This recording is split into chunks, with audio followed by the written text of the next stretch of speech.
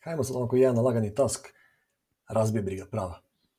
Imamo datum i treba da izračunamo koliko ima godina ta osoba. Tako da idemo na nove podatke.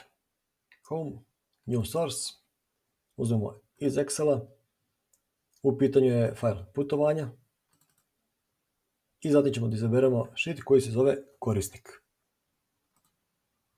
Kliknemo na OK.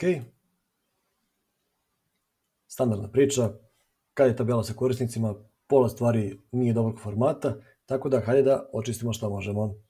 Vidimo da imamo datum rođenja i super, izgleda sve ok, formati su dobri, godine su dobre, ne moramo da peglamo više datume, super, ali treba da izračunamo koliko svaka od ovih osoba, od ovih korisnika ima godina.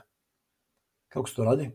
Selektujemo ovu kolonu datum rođenja, zatim idemo na novu kolonu, znači želimo da kreiramo novu kolonu na osnovu kolone datum rođenja. I sve što je vezano za datum nalazi se pod ovim delom date. Znači želimo šta? Age. Prva stavka, želimo da izračunamo broj godina za svakog korisnika. Kada kliknemo na age, dobijemo nešto što liči na sve sem na godine. Je li tako? Ok, ovo nama ne znači ništa, nama treba broj godina. Idemo desni klik na kolonu age, zatim transform total years. Znači hoćemo da ovo šta god daje, taj broj dana, pretvorimo u godine. Kliknemo na total years i ovo već ima smisla. Ali ono što nam se ne sviđa, imamo neke decimale. Ako kažemo neko da ima 32,06 godina, to nam je nepotrebna informacija, dovoljno da kažemo da ima 32 godine. Tako da kada je dodatno da očistimo ovo, idemo ponovo desni klik, transform round down.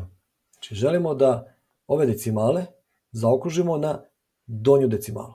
Znači ako neko ima 32,3, to je 32 godine, a ne 33. Zato zaokružujemo na donji broj. Round down i dobili smo informaciju koliko svaki korisnik ima godina. Što volimo ove jednostavne zadatke.